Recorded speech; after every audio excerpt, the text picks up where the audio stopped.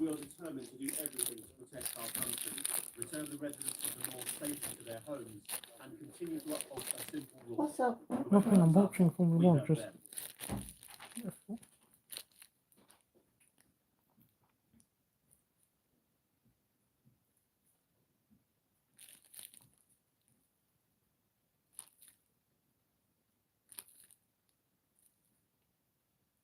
Hiya, just hang on.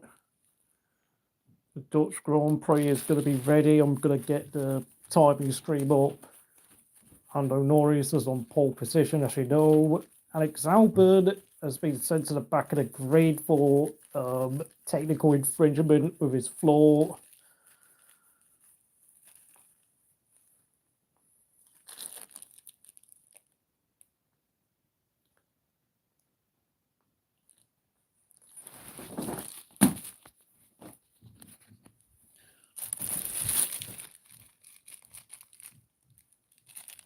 Hope everyone is doing well in the live chat.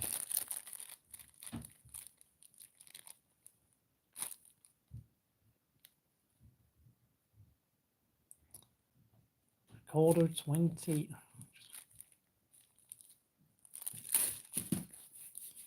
Thank you for the like, whoever gave me the like. It all helps.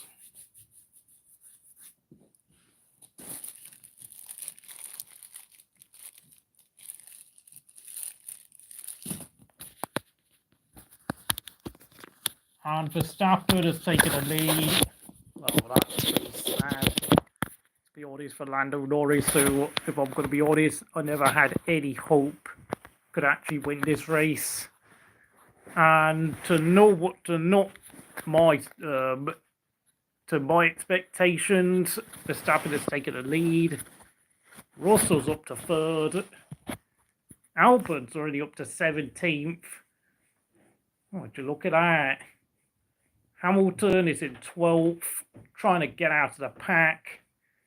Verstappen on for victory 62. Yeah, Verstappen has won every race that's been held here at Zandvoort since we returned to Holland back in 2021. And look at that. 1 minute, 16.1, already destroying everyone in terms of pace. And I have to say, Norris sucks at the start, absolutely. Lando Norris is just a British Rubens Barrichello at this point. He really is. He's quite a very good technical driver. He's got a lot of natural speed and skill, but his race starts and his decision making really does let him down, and that is frankly what is making the difference between Lando Norris being a genuine title contender and Lando being basically performing at the level of a number 2, because, I mean, if Piastri knew how to qualify properly, I have to say, I think McLaren would gravitate towards his Australian teammate instead of Lando. Perez down in 6th. Gasly's in 7th. Gasly's had an amazing weekend, by the way. That's arguably disrespectful to Rubens, yeah, but Rubens made loads of poor starts in his career, though. That's the problem. I mean, Rubens, okay, I know he had Michael Schumacher as a teammate, so obviously he was up against one of the literal best drivers this sport has ever seen, but I have to say Norris does seem to constantly look like there's a mistake in him. I know he's only, 24 years old, but he's been in the sport for now almost 6 years now, so I would expect a bit better at this point. Alonso's in 8th, but it's not been a great season for Alonso, to be honest. Sainz has made his way up into 9th place, so I mean, considering Russell's in 3rd, I mean, Hamilton's is having, honestly, one of the most miserable weekends I've ever seen him have. Why did I not make a qualifying stream? Because I just was not in the mood, if I'm going to be honest. I mean, obviously, with the events going on in Britain, I've just not really wanted to. I mean, goodness me. I know I'm doing a Formula 1 race, but yeah, I've never seen my country in such a bad state for so many decades, to be honest. Logan being Logan, well, I mean, let's be honest. I know he couldn't take part in qualifying due to repairs being taken place for his car, but it's not like he would have qualified anywhere higher than 20th. So, but I have to say that photo that got taken of him when he exited his car in practice after it got lit on fire has to be one of the best shots I've seen of any cars, of any driving action in Formula One this season. What Barrichello brought was his experience and ability to perform. Yeah, absolutely true, but you have to realise Norris is a young driver, so I don't know how good Norris will truly become, but I don't get the feeling. I mean, he could win a championship, but he's going to need quite a bit of luck to become a champion. He is 24 years old, you must remember, but I have to say, though, I have been somewhat disappointed with Norris at times. What? Nedso F1 grid box in a video?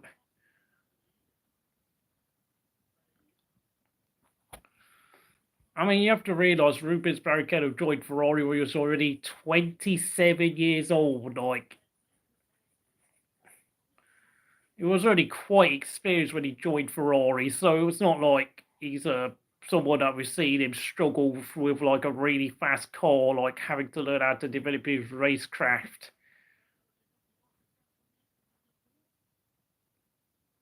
Barrichello might have not been the same after Imola 1994, probably. What? Oh, Nedso said that people were being too harsh on Nikita Mazepin. Yeah, but he got beat by Mick Schumacher, who got beat by Kevin Magnussen, who's been getting beaten by Nico Hulkenberg for the past 18 months. So, I mean, it's very clear that Mazepin was very low down on the driver food chain. So it's like, how can people be harsh if it's like clear that he's worse than one driver, who's also worse than another driver, who's now been getting beaten for the past 18 months by Nico Hulkenberg?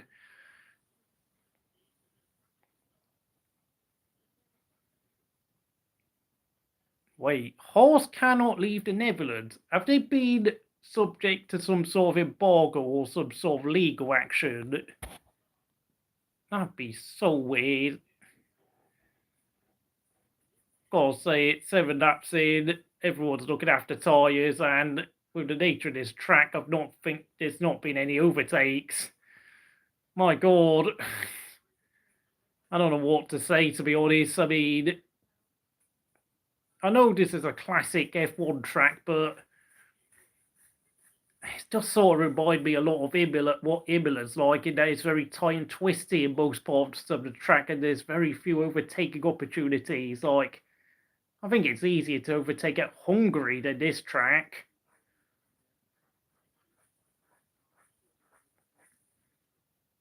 Oh, legal action by Uricali. Oh, okay, yeah. Oh, yeah, because apparently I know Nikita Mazepin had his ban lifted by the EU so that he could go racing in Europe again. Because I know what's in the past 2 years, all he's been able to do is go racing in the Asian Le Mans series. He even said Logan Sargeant in F1 was better than Latifi. Okay, that's a bit of an odd take. I have to agree that doesn't make any sense because Latifi did score a few points here and there. I mean, Sargeant, I'm sorry, but considering he's a car that's capable of scoring points, particularly in the hands of Albon, I mean, what is Sargeant doing? Seriously, like, we have to ask. Okay, I know Sargeant scored 2 points. Was there a point at Austin last year at the American Grand Prix in Cota? Yeah, but apart from that, he's never looked remotely close to scoring points in any other race. And of course, we have to remember he scored those points because was it Hamilton who got disqualified? I can't remember. Or was it Leclerc? Yeah.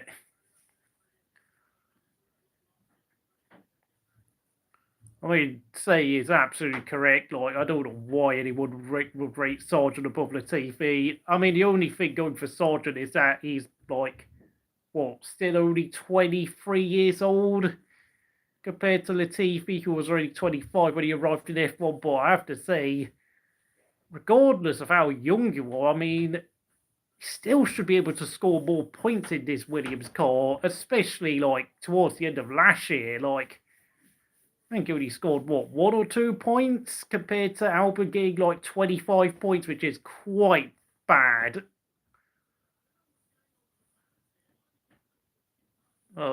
Norris has just had set the fastest first sector on the previous lap. I mean, it's only 1.4 seconds behind Verstappen.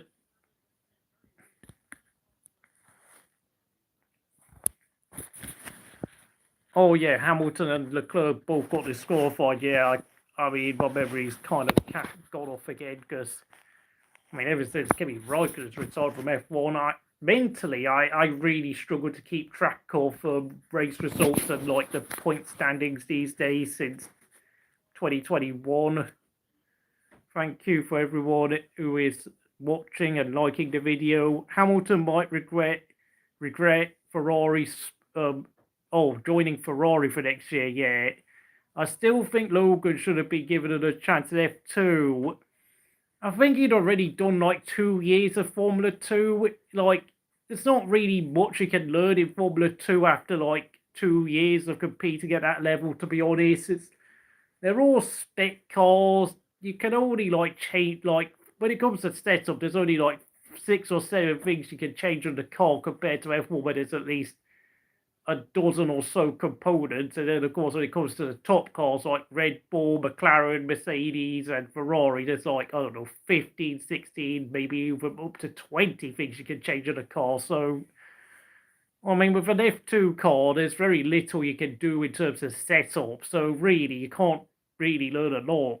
Like, I have came up with the idea that it would be better if the teams had, like, I don't know, like 2 or 3 weekends, like, where they allowed junior drivers to drive their older cars from like 2 or 3 years ago and had like a special like Formula 1 Junior Drivers Cup Championship. And let's just say, like, I don't know, there were like 3 weekends, and whoever the hell scored the most points out of those races ends up becoming the Cup champion for the year, and it'd be like spread out over the year. Hello there, Luka Modric fan. I know of course, this is Crystal Racing, and of course, this is a Formula 1 race, the Dutch Grand Prix, which is, of course, being led by the local hero, Max Verstappen. I hope you're doing well, Luca. What do I think of the Premier League? I think it's just the same as always.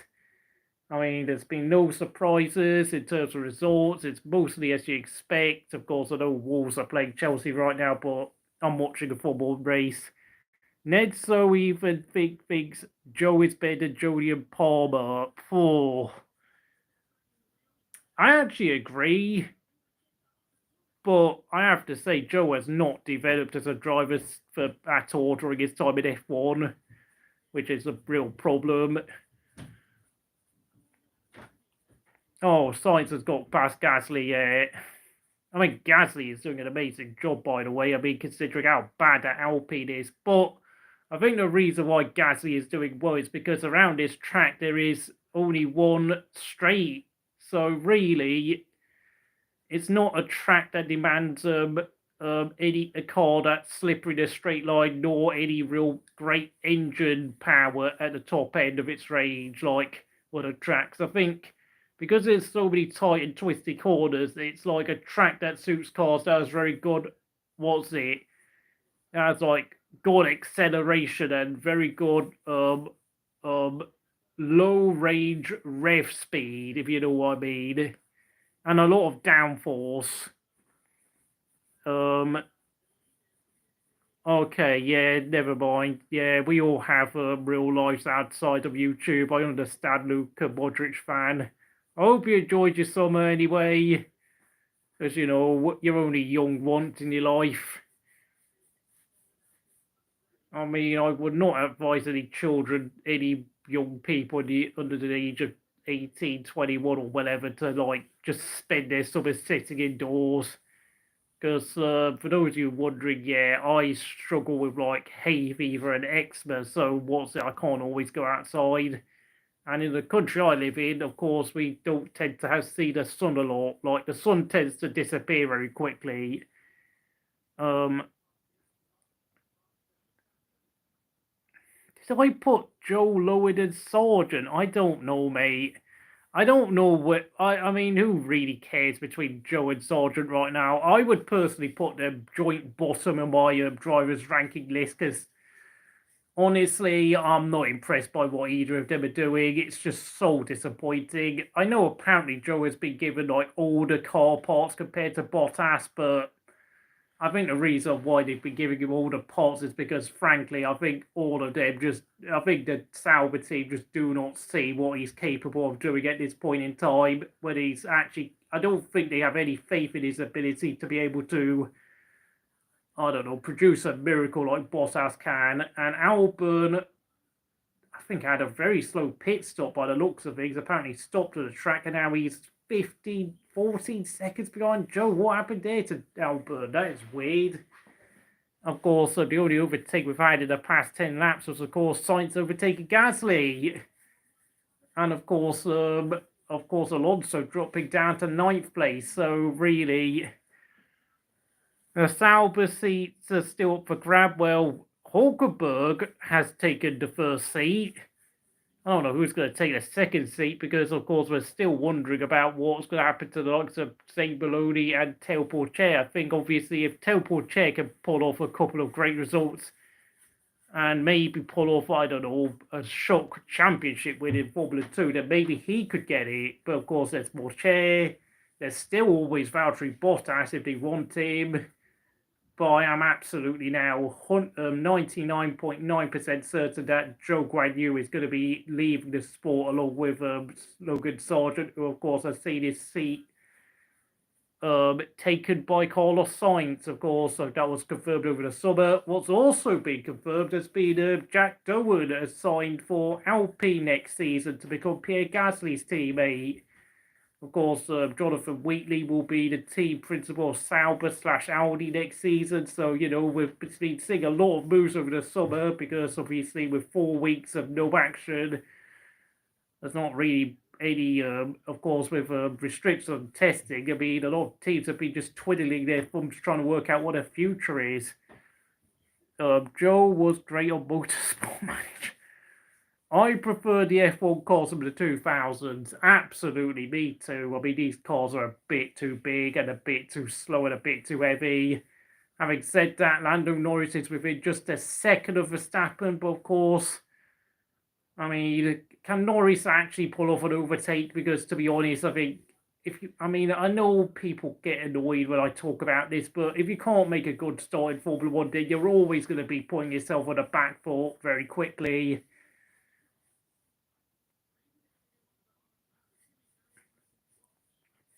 Apparently, Hulkenberg and Tsunoda are going hard tyres. I don't know. Of course, they've just gone to the pits.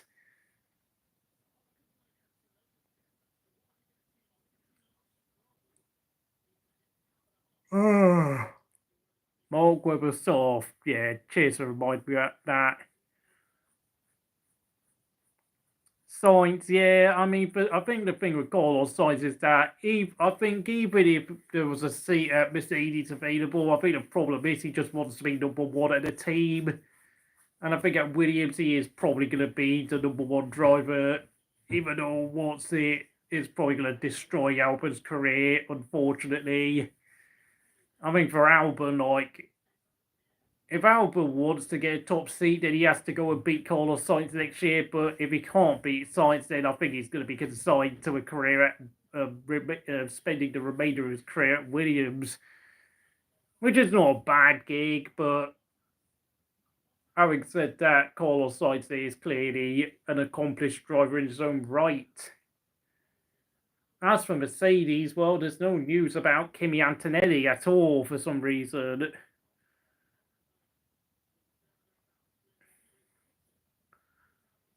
Oh, I mean, I know why people are saying it could be Austria all over again, because guess who's in third place? George Russell. Piastri's in fourth. I mean, the problem with Piastri is not only is he bad at qualifying, but he's also struggles at the start. So Leclerc's fifth. That Ferrari just don't have a very fast car, if I'm going to be truly honest. Ferrari really are. I mean, Lewis Hamilton is, oh my word, he must be kicking himself, like, seriously, because if Mercedes continue their progress, do not rule out George Russell as a title contender in next year. And I'm being very serious when I say that. I am happy Jack Doohan and Ollie Bearman on the grid, which means that Magnussen, Sargeant, and Zhou will not have a seat. Oh yeah, Bearman's going to be joining Haas, of course. Ricciardo. The thing with Ricciardo is that I know people hate it when I say this, but the guy is a huge marketing asset. So as long as he can pick up a few points here and there, enough to keep RB in sixth place for the constructors' title, I think he's got a seat for next year. So, you know, regardless of what you think of the bloke, I think he's going to be hanging around the sport for at least another 3 years. Norris, I think, has got the fastest lap. Oh, no, it's not. Oh, Tsunoda's just set fastest lap of a 15.55 on the hard tyres. That's remarkably quick. Although, of course, he is on the medium tyres that are just 2 laps old, whilst Hulkenberg on the hard tyres has just been clocking in laps that are about 4 tenths slower. So I'm not really sure. I mean, in terms of speed, I don't think the hard tyres are obviously very quick, but I think obviously it's more about durability, and I think maybe Hulkenberg and Haas have got an eye on maybe trying to do a 1-stop or a 2-stop in this race.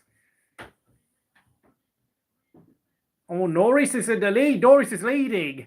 Oh my God, I didn't even realise. But oh Christ, I didn't even keep my eyes on the track map. Oh my God, I apologise, folks. Norris is leading the race. What a move. I can only presume he pulled off an amazing move. Oh my God. And now it's time for Lando to get a move on and consolidate this race lead, because let's be honest, Lando Norris really should have had at least 5 or 6 race victories this season, and I think deep down in his head he knows it's time to really pile on the pressure and extend that lead, really start to build a cushion, but Max has got DRS, they're coming down the home straight, into turn 1, can Norris hang on? That's got to be his first job though, before of course he thinks about trying to extend his lead, and he has held on. Lando, let's hope Lando can keep holding his lead, because of course he is currently 78 points behind Max Verstappen in the Drivers' Championship.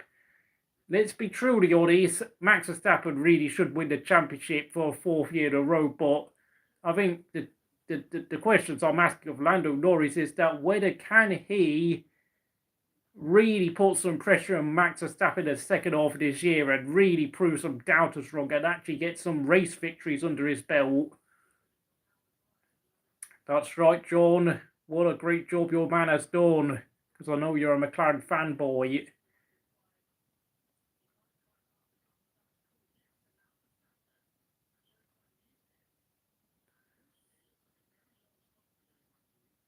So what's it? Apparently, I said being like a technical directive aimed at Red Bull's brakes. Oh wow! Oh, look at that! Zhou's coming out of the pits, and he's not going very quickly, by the way. But then, of course, he's not been driving very quickly all year. I mean, let's be honest. If it wasn't for bad luck, I think Bottas should have at least scored points in 4 races this season, because. And I know people are going to say, oh, he's 21st in the championship. Yeah, but the Sauber team can't do pit stops. Their reliability is awful. They have mechanical issues. It's like 21st place in the Drivers' Championship is not reflective of how Bottas has actually performed, because, truth be told, Bottas has clearly been a far better driver than Zhou all season. That should have been Oscar Piastri. What do you mean that should have been Oscar Piastri? What, leading the race? That's a bit much. I mean, Norris qualified on pole.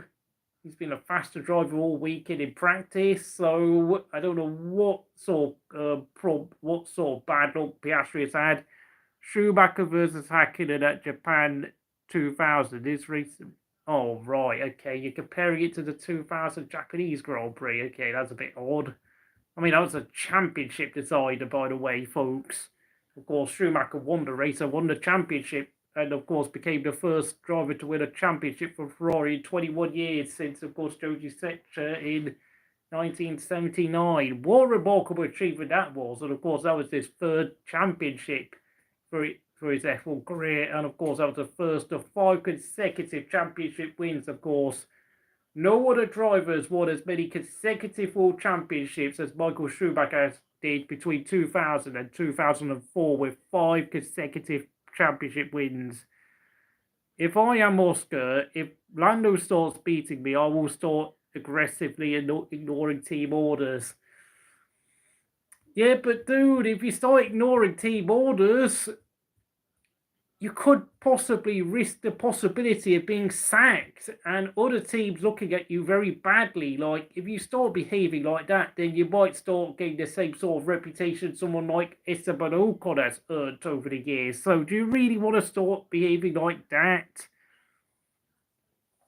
Like, look at Esteban Ocon. Like, he's down in 13th place.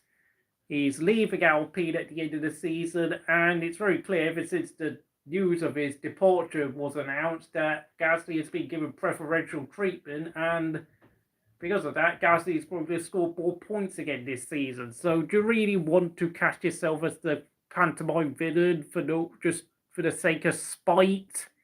It's not very clever, is it?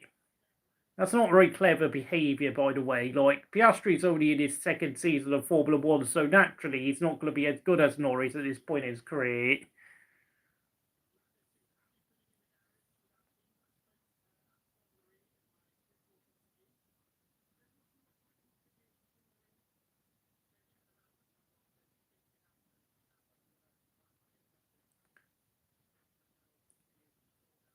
Oh, God.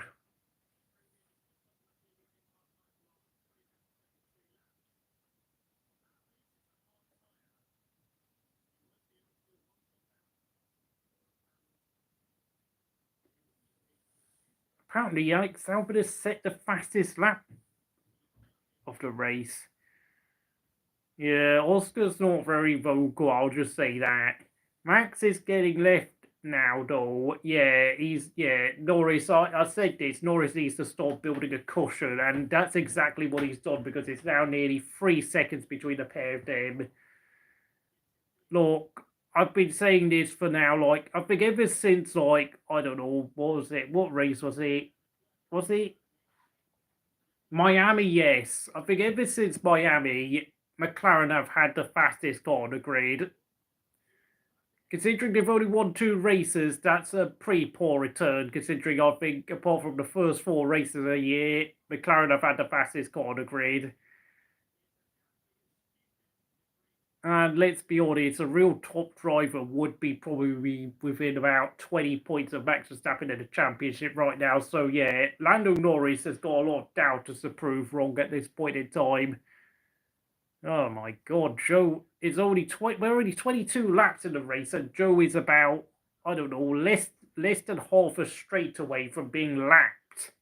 He's already 70 seconds behind race leader Lando Norris, so he's been on average about, well, okay, excluding that pit stop, I mean, on average he's been about 2 seconds slower than the race leaders.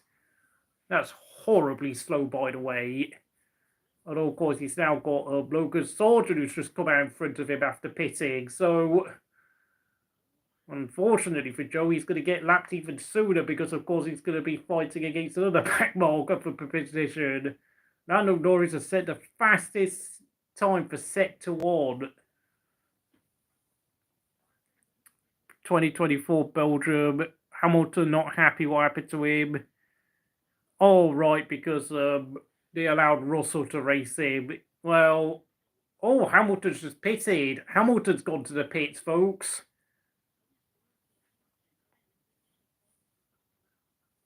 And Hamilton comes out down in 15th. 15th. He's down in 15th, but... Oh, no, he's down in 16th. Tsunoda's overtaken him. Oh, my God. Hamilton's having a weekend from hell, mate. Red Bull returned to their own ways, accusing other teams of cheating. Oh my God, that team, honestly. Red Bull are absolutely unbearable, mate. They've never have had an equal driver policy apart from when they had Verstappen and Ricciardo with the team for a couple of years, and that's it. Like, Red Bull seem to think that the only way they can operate a team is to favour one driver and sacrifice the other driver at all costs.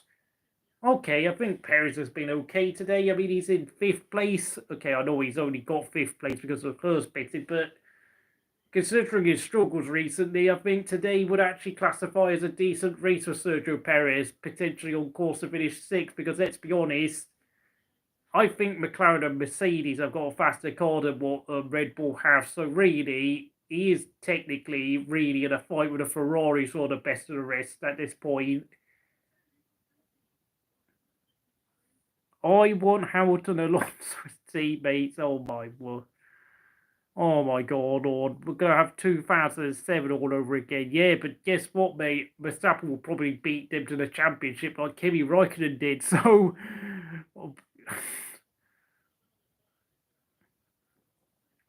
Wait, Mercedes like to do... Oh, yeah, but that's because they underfueled Russell's car, that's why. Dude, yeah, but Hamilton's going to be leaving the team at the end of the year, so why would they favour Hamilton at this point? Like, what's the point? Russell's pitted, Russell has pitted.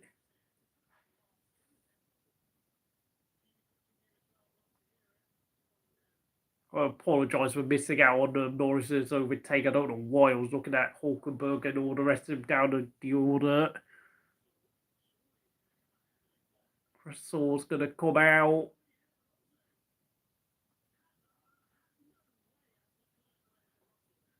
Leclerc's got in front of Russell, folks.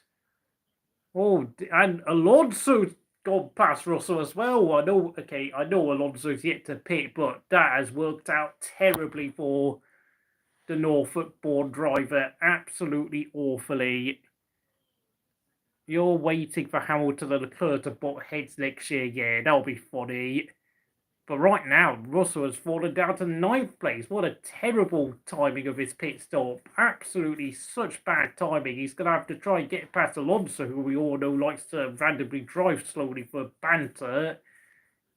And then, of course, he's got Leclerc in front of him, who, of course, Ferrari have just simply got a slow car this weekend. So, oh dear, like what looked like a promising start to the race has just gone down the drain for the Brackley boys.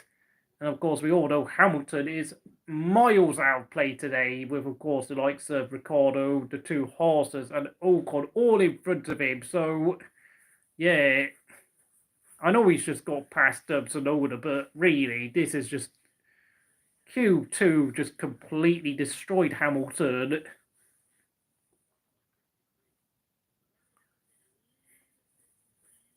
God, it's a bit of an angry chat today, isn't it? Russell would have had 3 F1 cheap victories if he kept that. What are you saying? So you're saying... What? So you're saying that he got given the win at 2022 Brazil because of team orders. He won Austria because of, obviously, Norris and Verstappen eating each other. And then, of course, because Mercedes lied to Hamilton, then you would have also classified Belgium as a cheap win had he not been disqualified. Blimey me, you're not much of a George Russell fan, are you, I've got to say. You don't seem particularly fond of him. Thank you for 3 likes. All the help is appreciated here at Crystal Racing. Of course, I didn't bother doing a qualifying stream yesterday because, of course, Chatter HD was doing qualifying, and frankly, I just thought I just can't be bothered today because,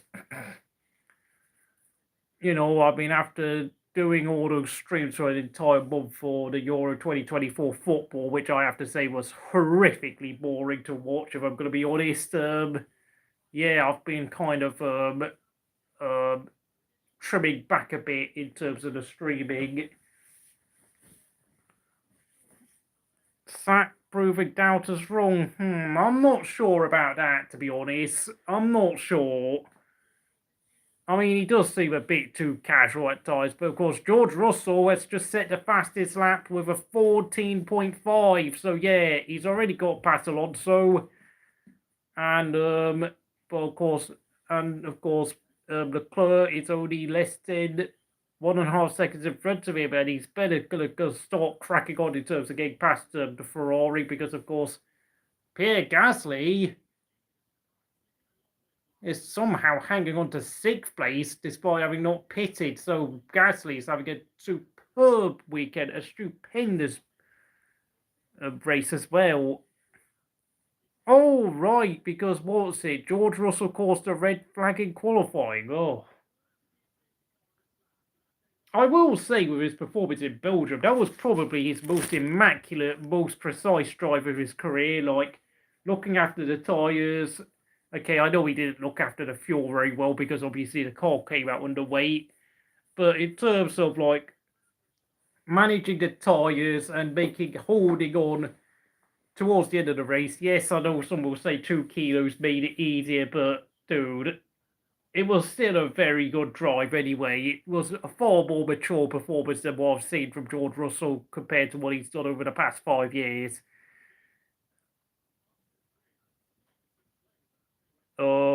Yeah, I mean, George Russell is flying on the hard tyres. That's all I'm going to say. Of course, Piastri has taken over the lead of the race with, of course, Norris, Verstappen, and Leclerc having all just done their pit stops. 5 seconds is the gap between Norris and Verstappen now. 5 seconds. Yeah, McLaren clearly have got the fastest car in F1, mate. This is not even a debate at this point. And I have to say, at the very minimum, McLaren have got to win the Constructors' Championship. Perez has pitted. Perez is in the pits. He's going to drop very far down the order, I'm afraid. And to be honest, I actually think Perez is doing the maximum he can at this point, because obviously he's not as talented as Verstappen, and with McLaren, Mercedes having a faster car, I mean, all he can do is just try and beat the Ferrari, and that's it. Perez has come out down in 9th place. Yeah, that's probably about right for Perez, I'm afraid.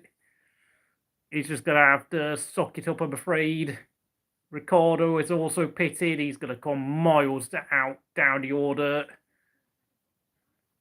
Oh my God, he's going to come out. Oh, he's going to come out behind Bottas. Oh dear, that's worked out horribly for the RB driver.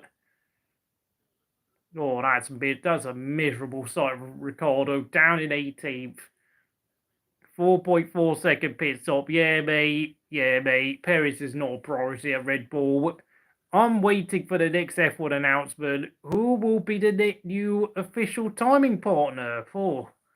Oh my God, yeah, Rolex. I swear Rolex has been doing the timing for like, what, 18 years now? Because I could remember when I was much younger, it used to be Siemens who did the timing scores for the F1 racers. I mean, Perez, to his credit, has got it back in. Oh, he's fighting with Gasly, though. So, yeah. What's going on? Sainz has pitted. Sainz has pitted. And he's come out just in front of Perez. So,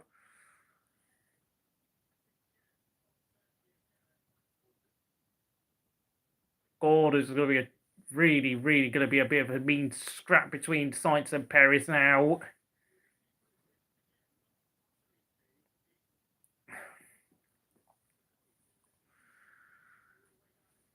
I know it's not very impressive from what we're seeing from Sergio Perez, but to be honest, I think finishing 6th place would probably be about as good as it gets for Perez from this point onwards. Sainz took 2.6 seconds. That's an okay pit stop. Not the fastest, but that's far better than what Perez got.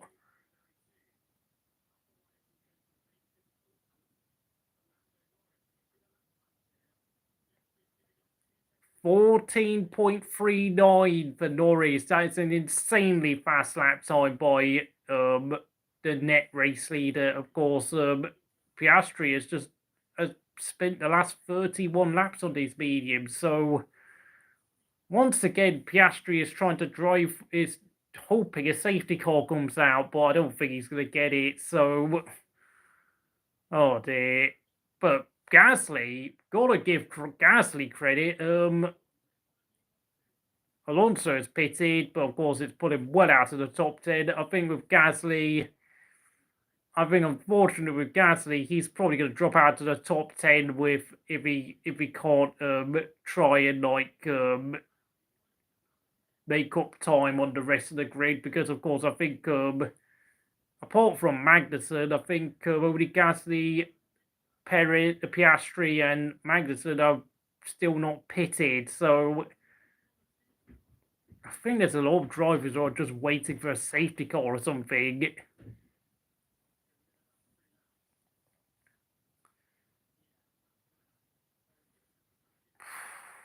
That's going to be an interesting reception, isn't it? If Hamilton wins at Monza, I mean, the fans might actually cheer him at the end of the race. I mean, because of course they know he'll be joining them next year, which will be a strange sight.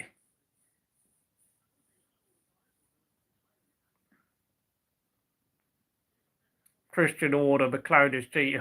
Christian Horner needs to shut up, honestly. Gasly is pitted, and he's probably going to come out. He's probably going to drop out of the top 10. Yeah, the two Haas drivers are about to pass him in the pits. What a shame. What a shame. But of course, I think Alpine have been pushing their luck, if I'm going to be honest, in the first 32 laps. But a very good effort, nonetheless, by Pierre Gasly to try and hold on for a point scoring position. Tsunoda is pitted. Oh my goodness me, Tsunoda's going to come out miles behind. My God, he's come out behind Sargeant. And Ocon's down in 19th. My God, Ocon has been having an atrocious weekend. Wait, Jacques Villeneuve on Ricciardo's what he put incorrect. I think he was half correct, to be honest. Like, I'm not saying Ricciardo's totally past it, but Ricciardo is not what he once was. Piastri has pitted, and of course, unsurprisingly, he's dropped down the order. I think it was a matter where he comes out 5th. He's going to come out in 5th place. Quite comfortably ahead of Perez, mind you, but probably not worth the gamble, to be honest. Of course, Leclerc's been absolutely brilliant, though, since pitting. I mean, he's out to 3rd place, ahead of Russell. Leclerc, I have to say this, I think Leclerc definitely does deserve to be awarded. I think Leclerc's definitely been the 2nd best driver on the grid this season.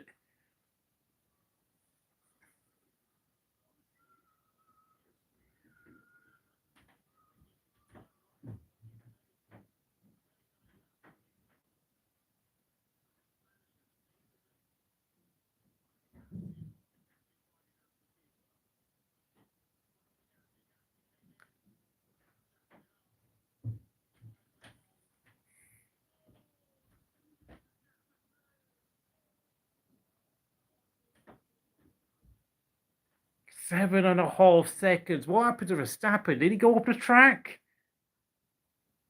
What the hell happened to Verstappen?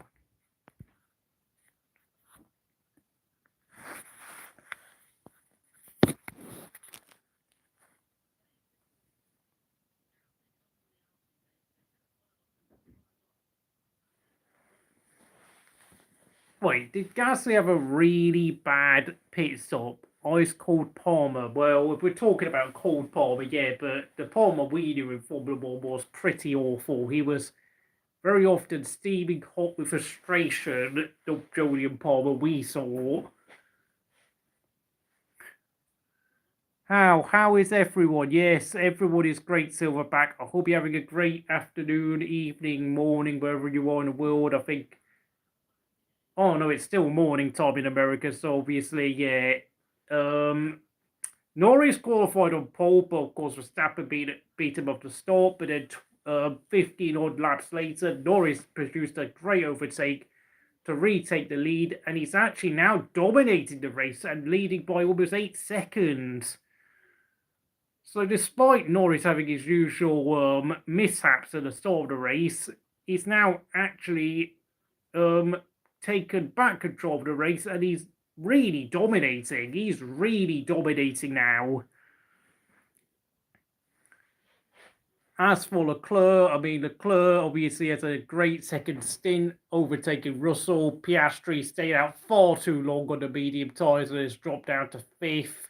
Perez is doing what I kind of expected him to do, be around in 6th place. And to be honest, at this point in his career, this is actually a good result for him because I don't think Perez is capable of any more when you consider the fact that I think McLaren and Mercedes have got the faster cars on the grid.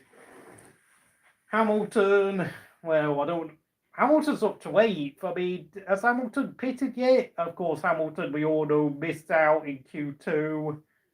Sainz missed out in Q2, but the thing with Sainz is that he actually had a good start to the race, whilst Hamilton had an atrocious start. So, I mean, Hamilton, I mean, if he scores points today, I mean, there'll be a good result, but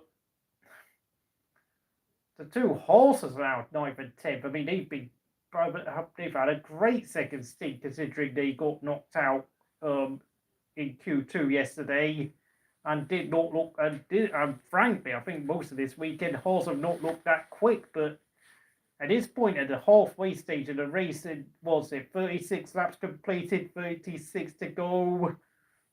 Things are looking good for Haas, and of course they look like they could be reducing the deficit between themselves and or be in the Constructors' Championship for 6th place. Albon, despite being disqualified and sent to the back of the grid and started the race, is out to 11th ahead of Gasly, who had been in the top 10 before pitting a couple of laps ago. Was Alonso and Stroll, who had reached Q3, are now down 13th and 14th, and I have to say Aston Martin are back in the mud again. And as for the rest of the grid, it's pretty much as you were, with of course the 2 RBs, Ricciardo and Tsunoda down in 15th and 19th was Ocon. Ocon's down in 18th place, folks. Ocon has had a miserable weekend.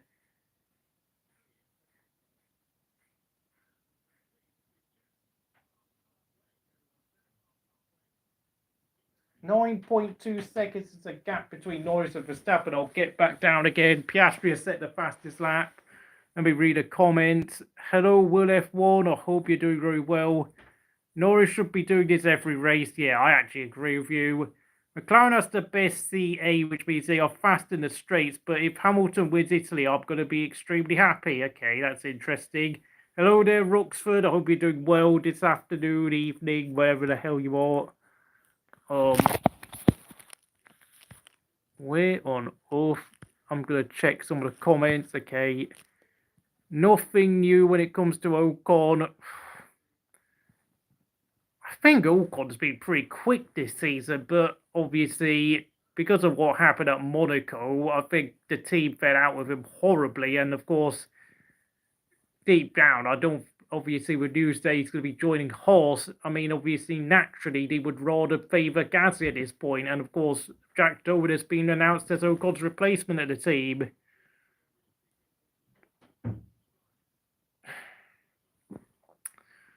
Yeah, mate. Zhou is just there as a seat filler at this point. I think there's been news coming out of the Sauber camp that Zhou has been using like bits and pieces that are like 3, 4, 5, 6, 7 races old. I mean, Bottas has been getting all the upgrades. Zhou is just there to, I don't know, it's just driving around, praying for the best at this point because, frankly, I don't see Zhou getting a renewal on his contract for next season at all. I mean, I know apparently there's been talks of him talking to the teams, but I'm most likely guessing he's going to get a reserve driver seat at somewhere like Alpine, Ferrari, Haas, or somewhere terrible. Why did Tsunoda? I think Tsunoda and Hulkenberg pitted early is because I think they were just trying to take a gamble on strategy and that's it, because they realised they were so far down the grid that they might as well try and see what happens if they go and pit early and take a. I think Hulkenberg went on the hard tyres early and he's now up to 9th place and it's paid dividends for the German driver. So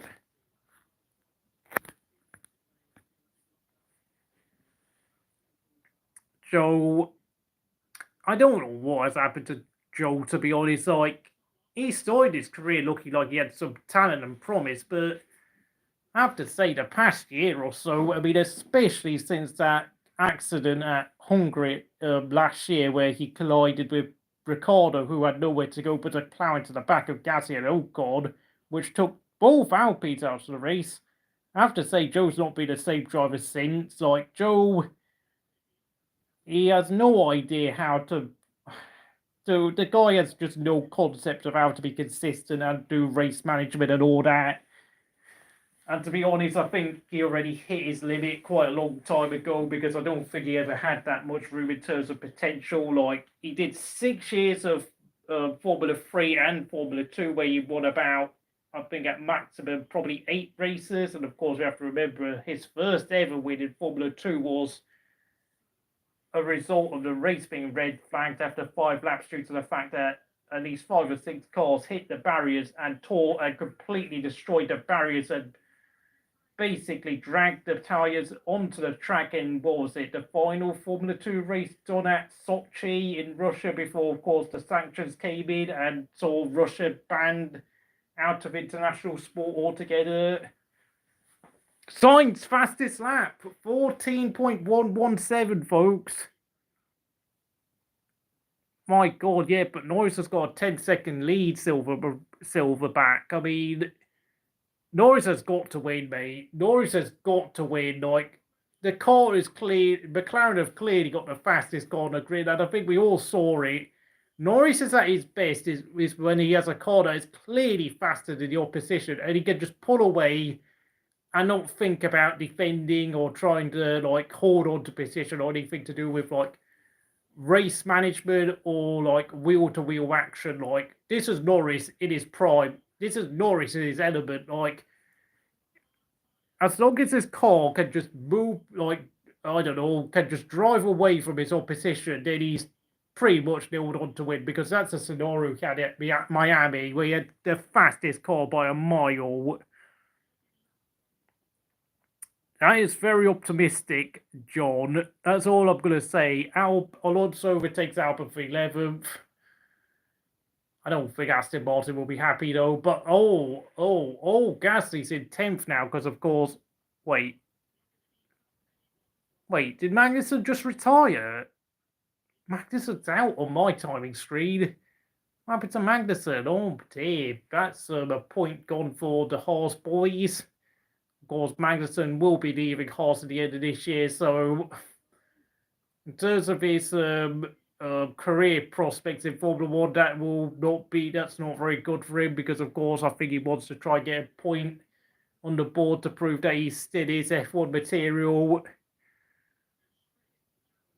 Lando will not win Singapore. I don't know why you're saying that. We've not even got to Singapore yet. Yeah, but Lando's now, what, 9.9 seconds ahead? Like, as long as Lando can maintain this lead, he's going to win quite easily. Like, Verstappen doesn't have the pace today. He just simply cannot match Norris's pace. And we have to remember, I think Norris did produce a brilliant overtake to retake the lead, having lost it at the start of the race. So I think today, Norris is actually having one of his best races of his career. So let's give Lando a bit of credit here, folks. Like, I know Lando probably arguably should have had 5 wins this year, but I think today he's kind of turned the corner a bit. Whether he can do this on a more consistent basis is a question that it's something that remains to be seen. But Leclerc, though, we've got to give him credit. I think, obviously, not the fastest car on the grid by any stretch of the imagination, probably only the 4th best car, but he's in 3rd place, ahead of Piastri and Russell and Perez. Whilst Hamilton, well,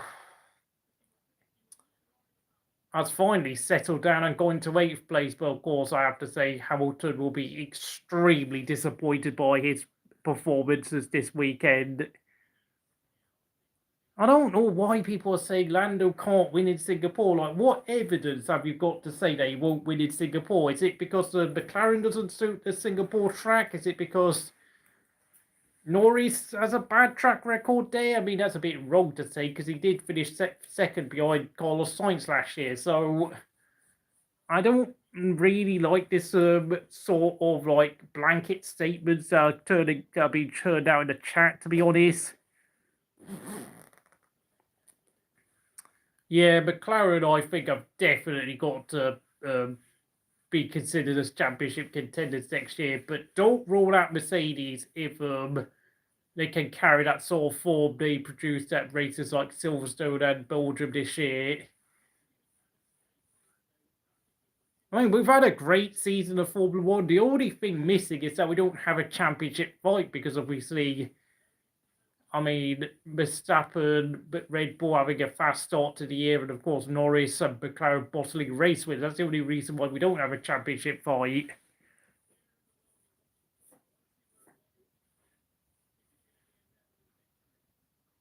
And now, of course, everyone from 50th place downwards is now being lapped. So, yeah, I think the guys at the back of the grid are really falling off in terms of pure pace compared to the front runners in the sport. You know, I know we've talked about how the cost cap regulations were supposed to close the pack up, but I have to say the back markers don't really seem to be making any inroads on the guys at the front of the grid at all. And Aston Martin, despite the fact they're in 5th place, I have to say, look very static. I think the only back markers that have looked very good today have been Nico Hulkenberg and Pierre Gasly. I know Pierre Gasly's not had the greatest season, but Pierre Gasly is looking like the Pierre Gasly we saw at Toro Rosso and AlphaTauri.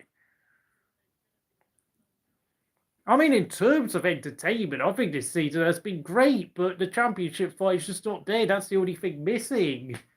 I mean, if we had a championship fight, I think people would be comparing this year to like 2021, maybe 2008, 2010, 2012, 2003.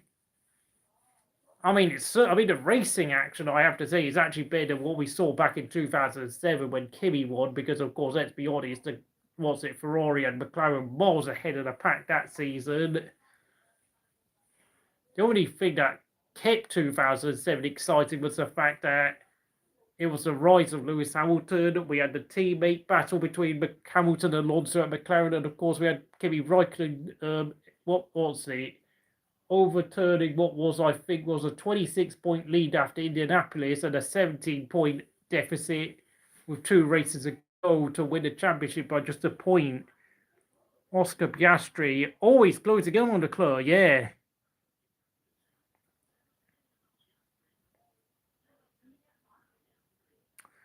Oh, right, yeah, because obviously the higher up on the table you finish, you are permitted less spending budget, and of course, I don't think it's less testing time. I think it's less time permitted in the wind tunnel. That's what it is. So obviously, I think that's why McLaren was so determined to go and get that wind tunnel built in their own factory, because of course, let's be honest, the amount of money they were having to spend to like transfer their equipment from Woking to Cologne in Germany was pretty excessive, because of course of the time you have to spend on shipping cargo and equipment just to go to Germany for wind tunnel testing, which is not really worth it. And of course, the higher up the table they go, like the less time they're going to spend on the wind tunnels. So really, like the expenditure they have to spend on traveling just to go to Germany for wind tunnel testing is not really worth it anymore.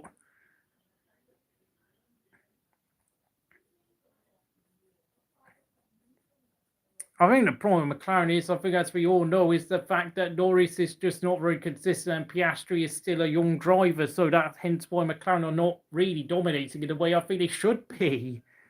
And if they actually did have 2 drivers performing at their peak level, I think this season probably would not be as exciting as it would be, weirdly enough.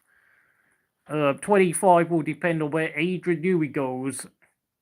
I don't think McLaren need Adrian Newey at all, to be honest. I think it's probably more a team like Ferrari, Aston Martin, or even Mercedes that probably would love to have Adrian Newey at their team, or even Williams.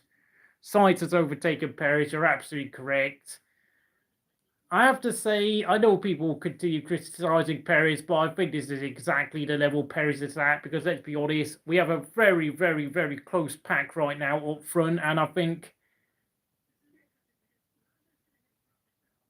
and, you know, Perez, I just think is probably like the 8th best driver out of like the top 14 drivers at this point in time, and I think that's all it is. That's all he can do.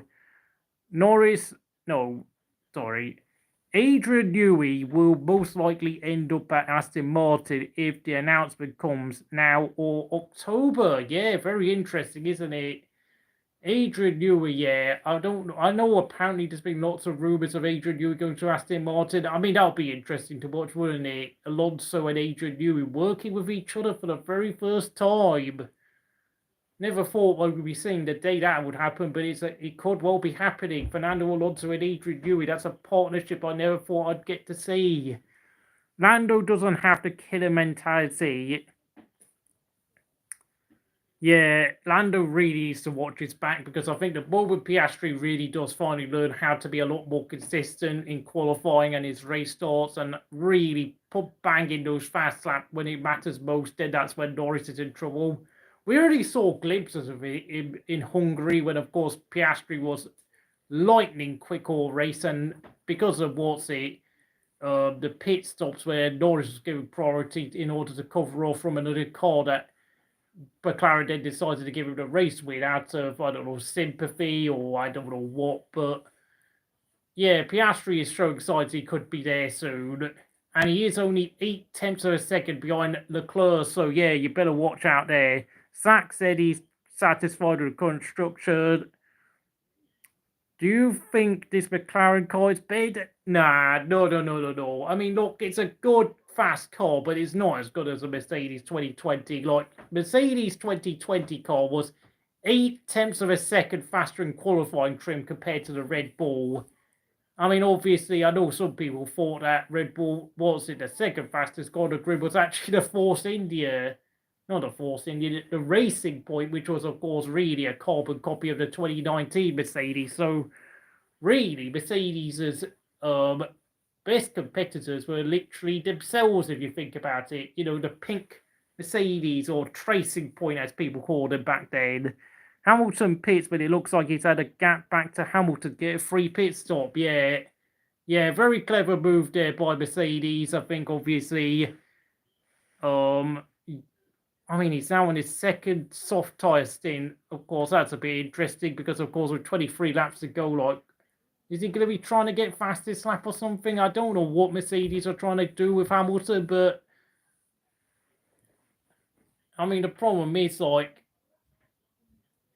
Perez could well decide to pit towards the end of the race and try and get the fastest lap himself, so I don't know what Mercedes are trying to play at. Like, if the soft tyres can last 23 laps, they're all powered to Mercedes and Hamilton, but I don't know.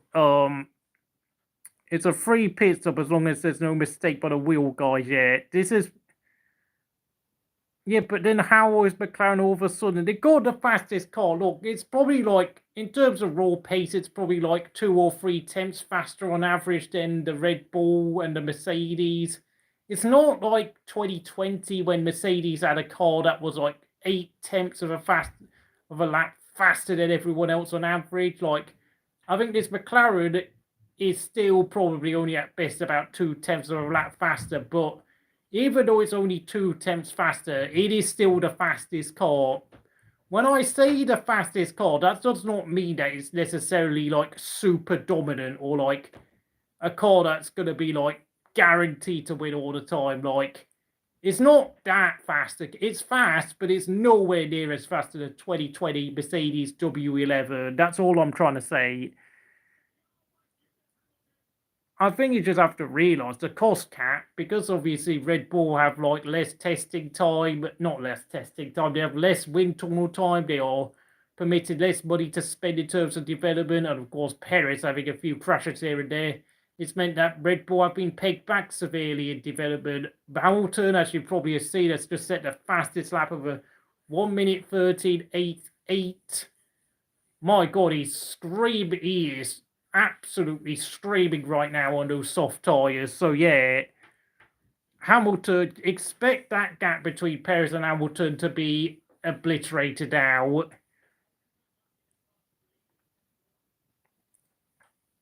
Like, I hope you have been trying to keep up, Kiefer, with in terms of like the cost cap, because like if you don't understand like how the cost cap works, then I'm not sure what.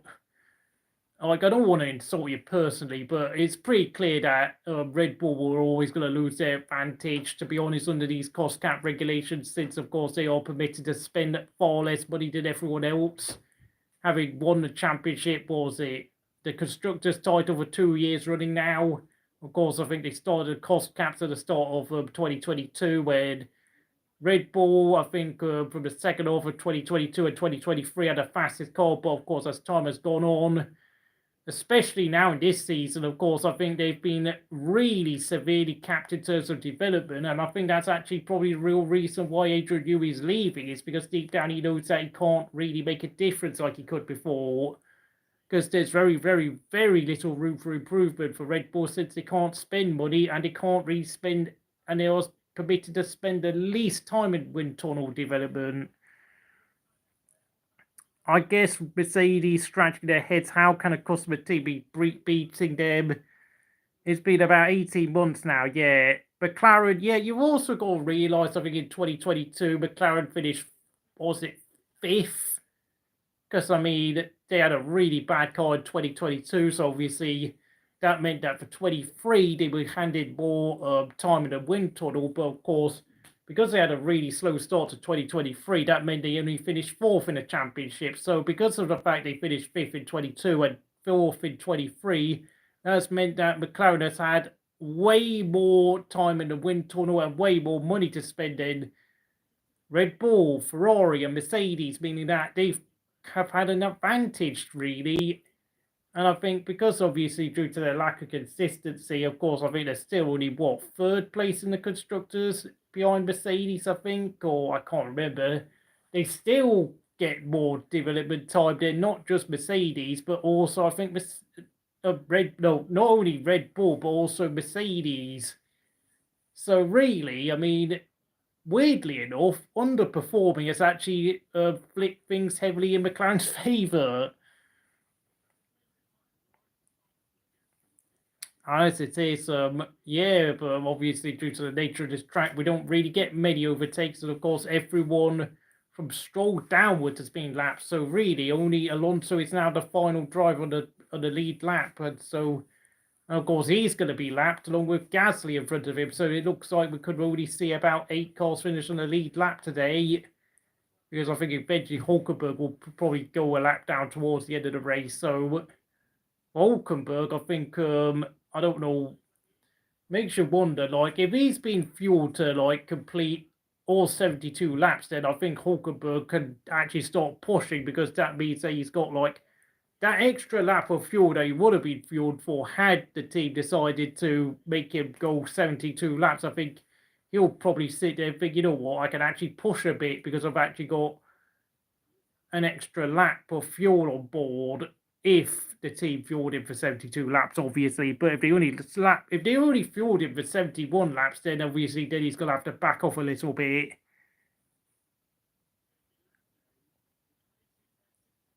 Sainz is after Russell, yeah, absolutely correct. Yeah, Sainz is going after Russell now. 15 seconds is the deficit between Norris and Verstappen. Norris is easily winning this race. This is actually one of the most dominant race victories I've seen since, I think, Verstappen in Saudi Arabia, like, where I think Verstappen won by 20 seconds, and I think Norris is actually on course to take one of the most dominant victories of the season. Norris, I've got to say it, I would give him an A grade for his race performance today, because I think the only thing that's gone wrong for him is the start of the race, where he, of course, lost the lead, but that's it.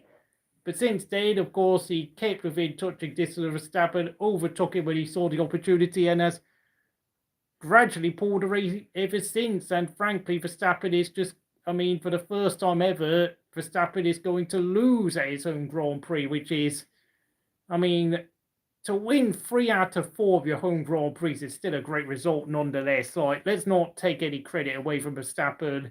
McLaren have simply got the fastest car. I know it's only probably faster by about 2 or 3 tenths of a second, but it's still the fastest car. It's no Mercedes W11, mind you, obviously, because I don't think many cars are as good as the Mercedes W11. I think the only cars I can think of anywhere near as fast as that car is probably the Ferrari F2002, Ferrari F2004, and maybe, of course, the Mercedes as they had between 2014, 15, and 16. But nonetheless, yeah, McLaren have really turned their fortunes around in the last 4 or 5 years.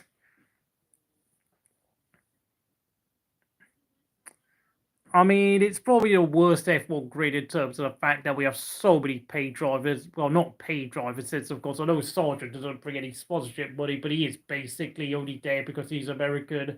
Zhou's not very good. Stroll is there, because you all know, because of his dad. Ricciardo is past his best. Perez is only there because Red Bull insist upon having their number 1, number 2 hierarchy, and then of course Magnussen is just being kept in the seat due to, I think, partly due to the pandemic, meaning that the team just can't really have time to like bed in another driver into the team, and of course due to the poor performances of Mazepin and Mick Schumacher, they just simply had to bring him back. It's like, and of course a lot of older drivers being kept on, like Alonso, and of course in previous years for Vettel and Raikkonen, due to the fact that there just aren't many particularly talented young drivers in the junior categories right now, I'm afraid. At least the people trackside don't have to change the colour of their flares. Oh yeah, because McLaren's orange. Yeah, nice one. Also think Formula 1 calendar is worse compared to, yeah, too many races, mate. 24 races a season, like. Yeah, enough said. That's all I'm going to say. But yeah, the gap between Norris and Verstappen, 15.5 seconds. 8 people are watching. I hope you're doing very well. Please like the video if you're watching. Oh my god, sorry. So yeah, thumbs up. Like the video, subscribe to Crystal Racing. Yeah, the F1 calendar is way too congested now, but of course, but it does mean a lot more viewing time and money for the sport. And of course, we have to realise a lot of TV deals with Formula 1 is also on pay subscription TV. So, as far as the sport's concerned, with Liberty Media in charge, with Drive to Survive, they're doing very well on a commercial basis. But I think for the fans, it might be a bit too much racing action. But with the quality of racing we've had this season, I think it's actually made it a lot easier to tolerate compared to last year, where it was just basically, what was it, 19 wins out of 22 for Max Verstappen. So really, I mean, I suppose if they can continue delivering this high quality racing on a consistent basis, I suppose the sport can get away with having 24 races on the calendar. But of course, we all know with this type of sport Formula 1 is that eventually there's always one team and one driver that always finds a huge advantage over everyone else. Yeah, sprint race should be removed. Yeah, I think a sprint race is just far too much now. I think the sprint race is just, they're not really that exciting, if I'm going to be honest, when you consider the fact there's no pit stops involved, and the only thing that could happen is that could make a sprint race exciting if there's like a big accident at the start of the race, or someone gets a terrible start and mixes up the order, or a safety car comes out. Because the problem with sprint races, there's no pit stops, so really, I mean, it just doesn't really make sense in the context of Formula 1 to have something like that when the cars can't really overtake each other that easily. Norris, 16 seconds ahead. I think Leclerc is holding firm for 3rd place. Russell 7th, Hamilton 8th. I think it's pretty much as you were, really. Perez is back up to 6th place. I have to say, Mercedes' early pace with Russell running as high as 3rd place has disappeared, and I think, oh yeah, Russell pitted. So yeah, I don't. I don't know, mate. I mean, is Russell going to try and overtake Perez and Sainz late on in the race? I mean, I'm not sure what Mercedes are doing. I mean, I begin to think there could be a chance that, I mean, who knows? I mean, if the top 6 drivers try to hold on towards the end of the race, I think they could be, I mean, depending on tyre deterioration, I'm not sure how the likes of Verstappen, Leclerc, Piastri, Sainz and Perez could be doing in comparison to the Mercedes. I think the Mercedes are gambling on the 5 cars in front of them having severe tyre degradation. I think with Lando Norris, I think Lando Norris could literally get away with staying out at this point because he's got such a huge buffer over the rest of the field. I think, dude, Norris has just been driving brilliantly since he overtook Max. Norris definitely deserves so much credit for the way he's performed in the last 50 odd laps, to be honest.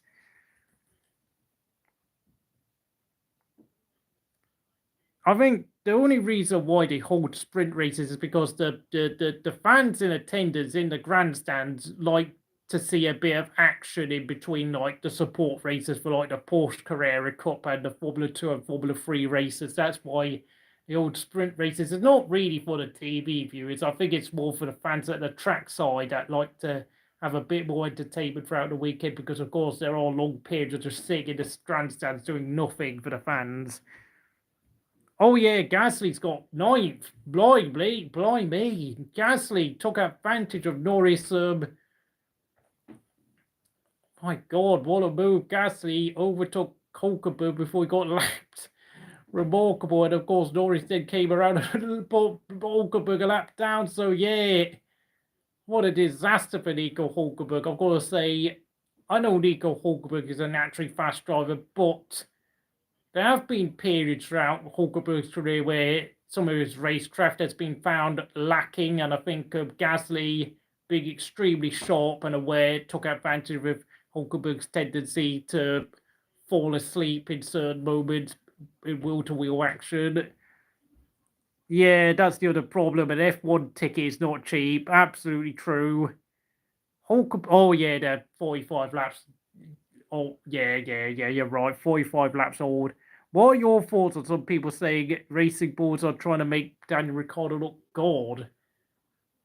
That's nonsense, mate. Because if they're deliberately sacrificing Tsunoda, like, then what they're doing is throwing points away that they could be getting with Yuki Tsunoda. So as far as I'm concerned, that's absolute garbage. I think the problem with RB is that I think RB have just simply lost out in the development race because, of course, they are the Red Bull junior team. I mean, let's be honest, they're probably just out there trying to experiment with bits and pieces due to the fact that Red Bull can't really spend a lot of money with their senior teams due to the cost cap. I mean, let's be honest, I think there always will be a few races where the junior RB team will be off the pace because I think they're just simply experimenting with bits and pieces that will probably eventually get used to the senior car or the senior team. Will believes RB are favouring Ricciardo. Oh. Well, that's what happens when you get blinded by your own agenda. Like, I know we likes to laugh at Bottas being in 21st place, but Bottas could have honestly have had 4 points finishes had it not been for strategy, reliability issues, and terrible pit stops. Because of course we all know Sauber are not a very well ran team deep down. Like, just because he's so far down the driver's table does not mean he's doing a bad job. But he's clearly faster than Zhou. He's clearly much faster than Zhou. Josh from the Molding Yorkshireman. Oh my God, what is it with Josh and Will? Like, why the hell do you have such an agenda against Ricciardo? Like, if they're doing it to make Ricciardo look good, then they're literally you're literally saying that they're deliberately throwing points away that they could score with Tsunoda. The fact is, RB had the opportunity to finish 6th in the constructors. Like, why are they throwing what? Like, oh my God, like, what are they, like, if that's true, then what's going on? Like, seriously, like, surely you would want to have more prize money for your junior team, considering they basically run that team on a shoestring budget. And the fact is, they don't, like, advertise AlphaTauri with the team anymore, so really, like, Like, they get money from obviously Visa, Cash App, and a few other people nowadays instead of AlphaTauri, but really though, like, I don't think Visa, Cash App will be very happy with Red Bull if they're deliberately tanking their results just to, I don't know, make Ricciardo look good. But the thing is, Ricciardo is not going to be moving back to the senior team anytime soon, nor is he going to be able to earn a move to any other team. So really, like, I don't know what benefits they'd be getting out to try to make Ricciardo look good.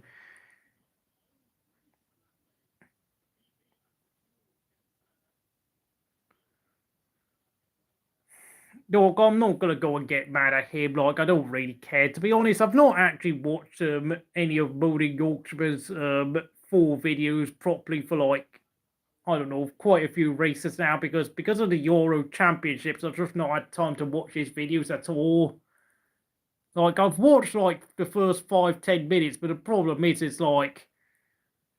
it's like I don't really have time to like watch every like comment he makes at this point in time because obviously I also run the Encore Football channel, so I'm a lot more busy now with social media. Well, I guess the theories goes, don't make the management look silly for not picking Tsunoda and more wind tunnel time. I mean, do you mean that don't make the management look silly for picking Ricciardo? Like, oh. We all know Formula One is a really political sport and throughout its whole history. So obviously, driver favoritism is unfortunately a thing. But like, what are they getting at to like? I don't know, making Tsunoda look like a loser. Like, what? I mean, are they just saying that Ricciardo and Tsunoda are just a pair of seat warmers? Then, like, it seems like Red Bull really don't know what they're doing anymore. Like, it seems like they don't know. They are scared of upsetting Max Verstappen because they don't want a dominant. They don't want a quick number 2 driver to threaten him. So they keep hold of Perez, Ricciardo, and Tsunoda, and deliberately put them in a position where they can't challenge Max, which is just. Yeah, I don't know, mate. This Red Bull really do perplex me quite heavily. Oh, the World Cup qualifying as well. I mean, the Nations League is coming up in the autumn, so I don't know about that. Oh, yeah, the World Cup qualifiers for a lot of places around the world, like in Africa, Asia, already started last year. So, obviously, I know what's it for Asia. They've only just completed their first 2 rounds, where, of course, I think the only upset that probably happened was probably maybe Syria and Tajikistan getting knocked out, but that's it. But of course, they're on to the 3rd round. And then, of course, Africa, seen Nigeria have a terrible start. I hate the carb situation. Pitching these 2 drivers, I always like against each other. Red Bull are just, Red Bull, honestly. The way they treated Mark Webber back in the day was absolutely nothing short of abysmal.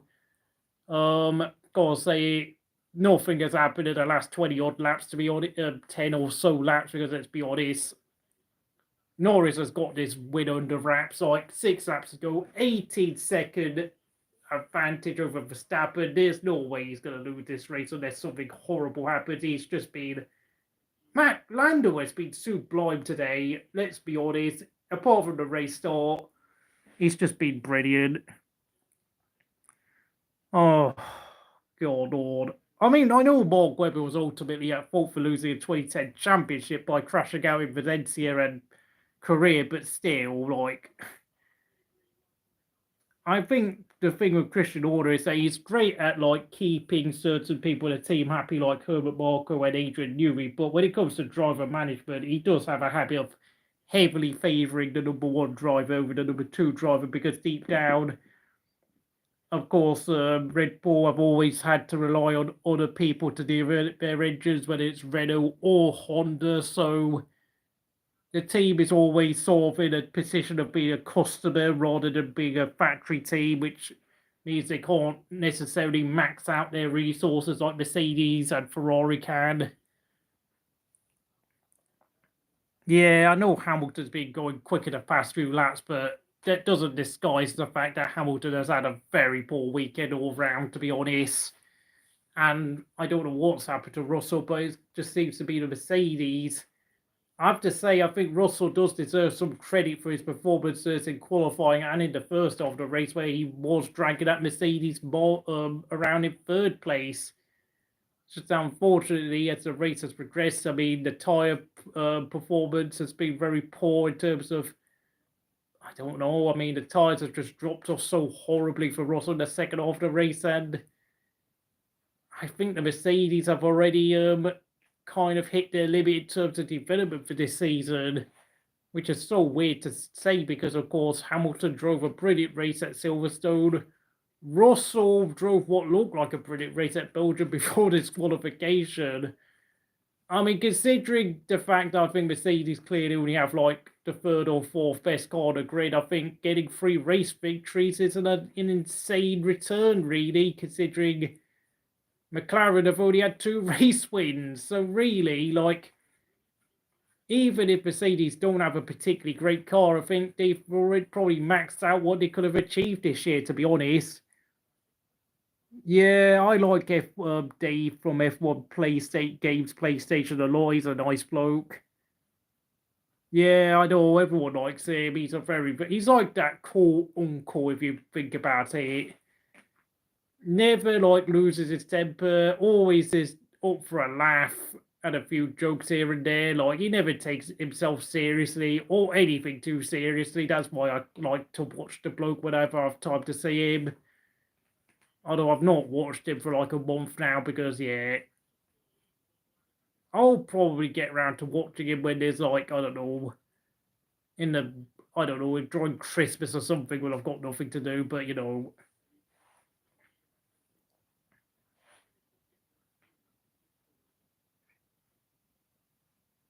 Obviously, I think for Dave F1 Games PlayStation, obviously YouTube is more of a hobby for him rather than like a full-time gig like you see with Tomo and Tom Benningham and Matty G, where it's more of a full-time thing.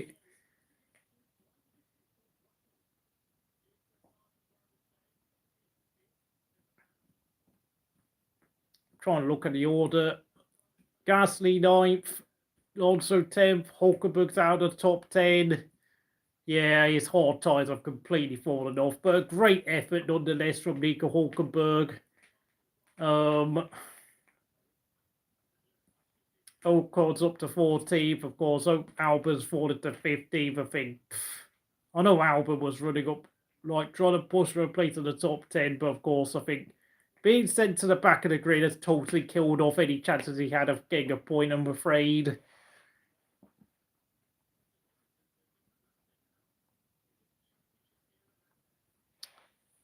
How many laps to go? Is it 3 laps to go? Yeah, 20-second gap. My God. Lando just keeps pulling out the advantage in the lap, even towards the end of the race. Like, Lando has just been so quick.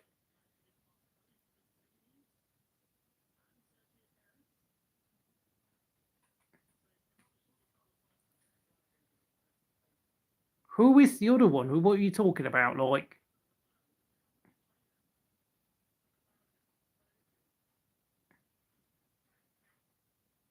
oh, are you trying to pair people up? That's what you're trying to do. I don't know, mate. You're trying to pair YouTubers up.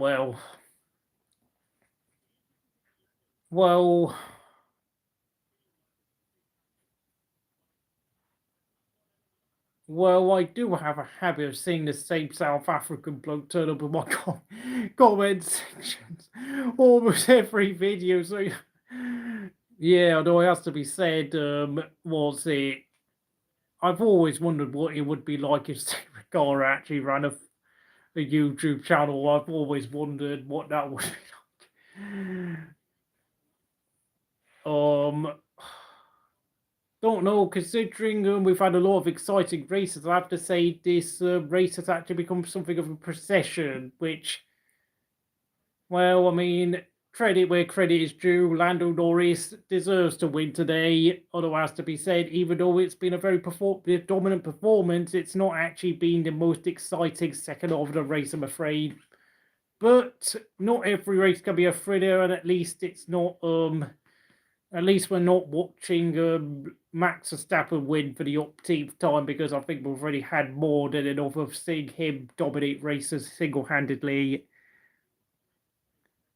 Oh, Min Van Buren is about to wave a checkered flag. Is he a DJ? Like, we all know what Kimi Räikkönen thinks of DJs.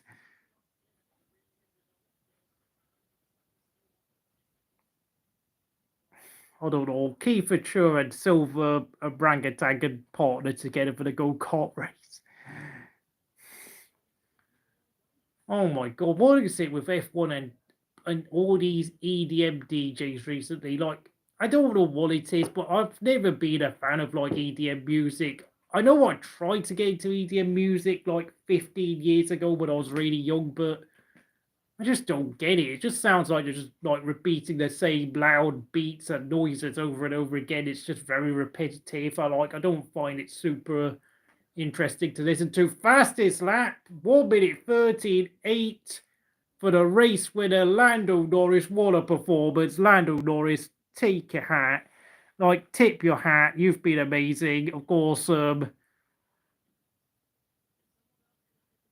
no. Oh no. Oh no, no, no, no. Why is the timing screen taking all the, the lap runners? Like, oh god, this guy's timing screen is a mess. Okay, once the timing screen gets sorted out, then I'm going to start doing driver rankings, because this is a mess.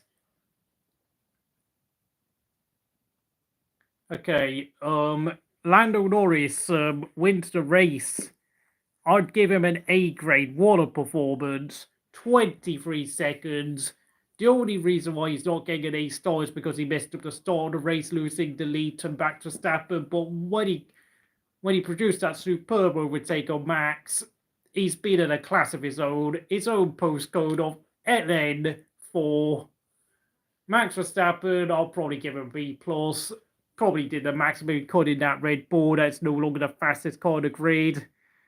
Yeah, I saw that, Roxford. Leclerc, I'll give him an A grade. Superb job in a Ferrari. That's not that particularly quick at this point in time. Piastri, I'll probably give him like a B-. I think, to be honest, finishing fourth is a bit disappointing for the Australian, and he was half a second slower than Norris in qualifying, so that's not good. Sainz, probably give him a B grade. Okay enough performance, but his qualifying, getting eliminated in Q2 was hugely disappointing. Perez, I'll give him a C grade. Did the maximum he could, because let's be honest, he's not as good as Max. And of course, with the competition having really now really ramped up now in Red Bull, I think it was always inevitable that Perez would fall into the pack. Russell, I'll give him like a B+ for, you know, doing really well in qualifying and early on in the race before inevitably his tyres fell off. Hamilton, I'm going to have to give him a C grade. Not good enough.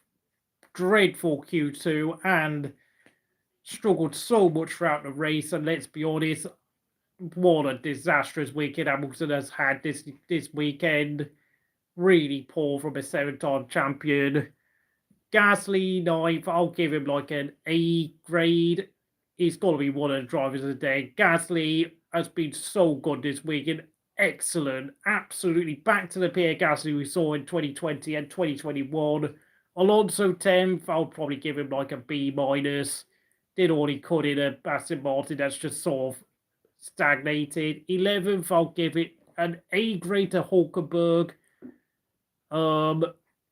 Been a 50-lap stint on the hard tyres, 50, 60 laps in the hard tyres, and let's be honest, I think that's a remarkable effort considering how tight and twisty this track is, and the fact that Haas have not had much pace this weekend.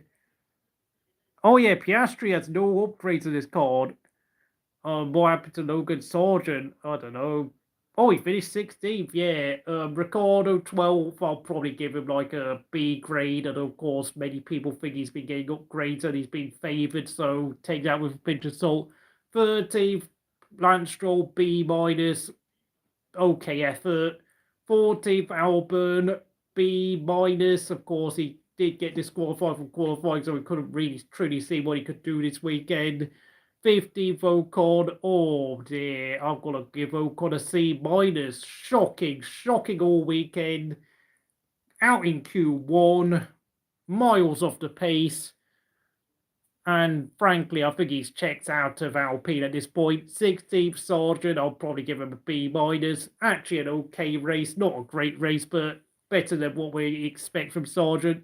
Tsunoda, I'll probably give him a C grade. I have no idea what's been going on with Yuki all weekend.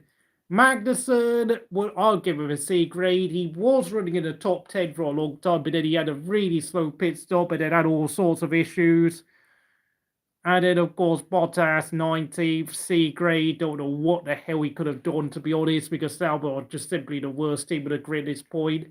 And 20th, I will give Zhou, I will give him a D grade because just the guy is just so slow at this point. And if he carries on like this, he's probably going to win the FDZ, the Fraud Detection Zone Award of the season because, yeah, Joe, just go and get a real job or something, or go and join I don't know, go to sports car racing or something, because you're not an F1 driver, and I don't care about you anymore. Why did Yuki get beaten by Logan? I don't know, mate. I have no idea. I think RB have just simply fallen off in a development path, and frankly, I don't know, mate. I really don't know. You probably have to go and ask a Yuki Tsunoda fan about what happened to him this weekend. 3rd and 5th, reasonable. Yeah, I think that's about as good as it gets for Ferrari. McLaren are the only team to put upgrades on the car this weekend. It worked. Yeah, you're absolutely right, John. Yeah, I mean, Lando Norris has maximised his resources to maximum potential, and he has earned those dividends. What a result. I mean, I don't know where this puts McLaren in the constructor standings, but I think they're back in 2nd place now, aren't they? And I think, Red Bull are definitely now looking over their shoulder. It's really, really now squeaking bum time at the McLaren team.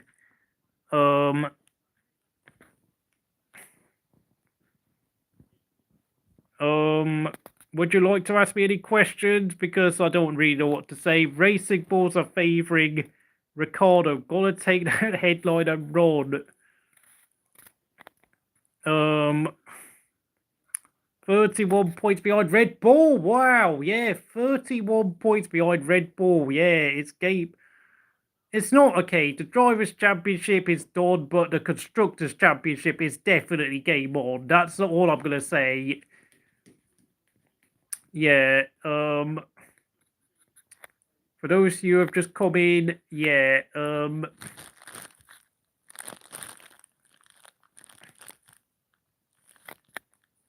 Norris won the race by an absolute country margin, 23 seconds. I think that might just be the joint most dominant win of the season, along with Verstappen's wins at Bahrain and Saudi Arabia at the start of the year. He's only beaten Tsunoda 4 times this year, yeah. It remains to be seen if Ricciardo's advantage over Tsunoda is actually really tangible, actually real or not. I mean, we all know Ricciardo's had his fair share of excuses, the broken wrist, unable to drive the McLaren because it got too much understeer. So, Ricciardo, mate, you've got to keep this up. You've got to keep these performances up because you're 35 years old. Like, you can't just keep smiling and making funny memes all the time just to win the fans over. Like, you've actually got to perform on the track on a consistent basis. Norris is 60 points behind Max. No, I'm trying to do the math in my head. No, mate, he's like, I'm trying to think. He got the fastest lap, so that's 7 points. So he's still like, no, he's like 71 points behind Max, surely, because he came into this weekend, on 199 points, and Max had 277 points. Max has got 295 points, but Lando, as far as I'm aware, has now got 225 points, so that's actually 70 points, I'm afraid. Will Lando driver? No, sorry. Will Sargeant driver Italy? I don't know, mate. I have no idea, to be honest. I mean, we all know Sargent's not going to be at Williams next year, so I don't know. I really don't. Well, the problem is, of course, Antonelli is still in Formula 2, so I think when we get to the flyaway races at places like Singapore and Kota or wherever there's like no F2 support race, then we might see Antonelli be given a chance out of the blue, out of nowhere. Yeah, 70 points, you're correct. Will F1 Gaming's the gap remains 70 points between Max and Lando. Norris is not a top driver this season. This guy's a rocket ship. Yeah, I actually agree. I think only in the context of today's race, I'd say Lando has been superb. But throughout this season, I mean, I've ranked him only as like the 6th best driver behind Max, Leclerc, Sainz, and I know some might find this a bit surprising, Hamilton and Russell, because I don't think Norris nor Piastri have really maximised their car at all this year, I'm afraid. Well, okay, I wouldn't say the car's a rocket ship, but it is like 2 or 3 tenths faster in terms of raw pace compared to the rest of the field. Yeah, I mean, this is a problem with Norris. Like, I think, obviously, to call it a rocket ship is a bit of an exaggeration to describe the McLaren, but it is still clearly the fastest car. Yeah, I mean, it's not good. I mean, even despite the fact I would class this as Norris's best performance of his whole career, like, I mean, barring Russia 2021, where he took the lead very early on, and he properly dominated that race. It was only the last 5 laps that completely ruined it with his idiotic decision to stay out on dry tyres. Then I think it has to be said, even when he's performing well, there's always still a problem. Still waiting for McLaren to put MasterCard stickers. That's interesting, isn't it? Like, why are McLaren taking... I think the problem with McLaren is that they've got too many sponsors now. Like, I don't think they can find any room to put all their stickers and sponsors and affiliates on their car now, because compared to where they were in 2015, where they had barely any sponsors sponsoring the team, because obviously the terrible situation that they had with Honda, which scared people away. And now, I mean, McLaren have had a PR makeover since then, which has started around 2019 when they booted Alonso and replaced them with Norris and Sainz. And since then, they've become a lot far more sponsor friendly, has to be said.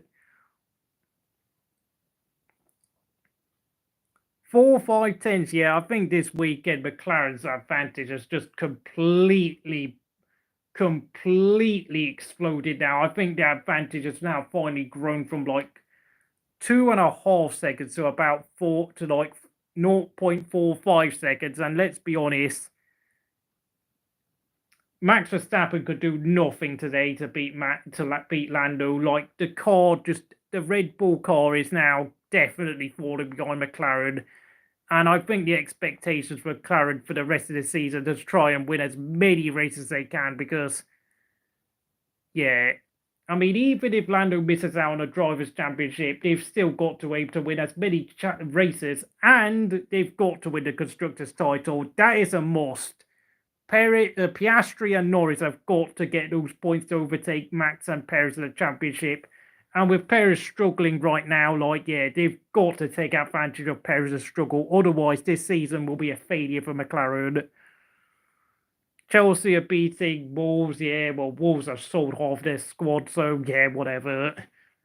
They could well be in a relegation strap this season. But of course, 3 more upgrades to come for McLaren. Oh my goodness me. Like, I mean, McLaren have got to be title favourites for both the drivers and constructors next season. I think it's all going to be about how well Norris and Piastri do next season, because, of course, I think Max Verstappen is... Let's be honest, Max Verstappen is doing the absolute maximum he can, which is very much him living up to his name, Maximilian Verstappen.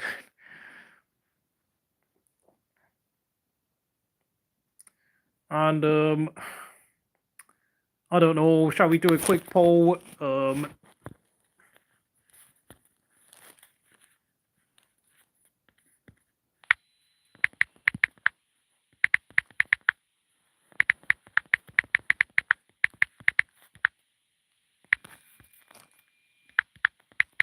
And it's not the usual stuff that I ask, but you will see it when it comes out. Because I just feel like asking something else. I think in terms of driver of the day, like, this is a hard one. I think I'd go with Charles Leclerc.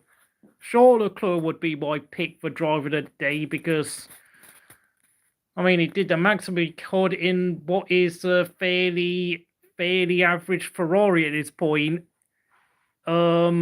Norris, I know Norris is probably going to win driver of the day, but that's because he's got a lot of fangirls, so really that doesn't count. But Pierre Gasly deserves some respect to his name. We all know Alpine has been struggling for pace all season long, like, and to get 2 points out of the hat when you consider how much Ocon has struggled. Yeah, Gasly has been absolutely superb all weekend long. I know.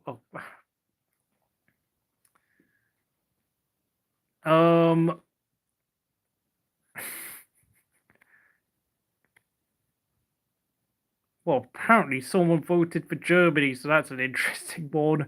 Just imagine Lando bottled a title next year because Hamilton goes prime beast mode. Yeah, but Hamilton's got to try and beat Leclerc though, so who knows? Like, I would not be surprised if Max Verstappen takes advantage of all the infighting and all the other teams and makes it 5 in a row, to be honest, because with a teammate in Perez or potentially Ricciardo who's going to be losing to him in every race, Max can just think about himself. The team can just focus on him. It's not going to be like all the other teams, like McLaren with Norris and Piastri taking points off each other, Leclerc and Hamilton taking points off each other, and then, of course, George Russell having to, like, basically carry Mercedes on his shoulders next year because he's probably most likely going to have Kimi Antonelli as a teammate. So, yeah, I think Max Verstappen, even though obviously he's not going to have the fastest car next year, most likely before, of course, the new regulations coming for 2026, I think Max still, as long as Red Bull doesn't fall off too much in terms of development, I think Max Verstappen can still have a shout of making it 5 championships in a row next year. Yeah, Sweden, yeah. I've seen the news about Sweden for the past few years, yeah. Yeah, I mean, this is the thing. I actually agree with you, Will F1. Norris cannot be driver of the day because of the first 17 laps. Like, yeah, mate, he needs to sort out those starts really badly. Like, they're very much reminding me of Rubens Barrichello and Mark Webber, like, far too hesitant at the start. Yeah. Well, it looks like a very... Okay, I know only one person has voted. To be honest, I think this is a bit of a pointless poll, but I'm just going to give it a tie between France, Germany, and England, because I don't think anyone really cares about it. Drive of the day, okay. I'll get back to F1. Norris. Don't know why anyone would vote for Norris. Gasly. Leclerc. One more. Oh, this is going to be tough. Oh, this is tough. I'll go Hulkenberg. Okay, driver of the day is coming up, folks. There we go. Vote is available. Norris, Gasly, Leclerc, and Hulkenberg. Yeah. Norway's a fairly nice country-ish. I don't really know what goes on in Norway, so yeah. I mean, I'm just gonna take your word for it. Yeah. I mean, yeah, but it's a dominant car. Yeah, you're absolutely correct. But for some reason, 3 votes have come in, and 2 of them have already gone to Lando Norris. I don't know why people think Lando Norris. I know, yeah, once he got past Max, yeah, he absolutely sprinted away from him, but come on, mate. I mean, I don't know how many times Lando Norris can get away with having a poor start. Like, the only reason why he got away with it is because the car is just so quick now that Max Verstappen just simply couldn't resist him, like we saw at Imola earlier on this season, or Austria, or Okay. Oh no, they hit each other at Austria. I forgot. I mean, Imola was a great example of how McLaren had the fastest car, but Max Verstappen found a way of keeping his car in front and making life so hard for Lando to pass.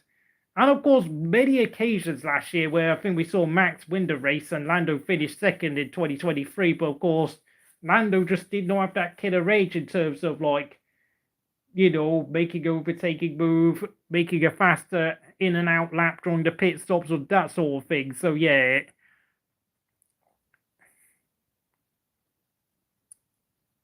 Piastri though, I have to say, I think will be desperately disappointed though, being half a second slow in qualifying and failing to finish on the podium. That is quite a poor result, really poor. And I have to say, Piastri, I think, desperately needs to go back and really review what he struggled with this weekend. Yeah, absolutely agree with you, Will. He should this just feels like Lando Norris is what I would call doing the bare minimum.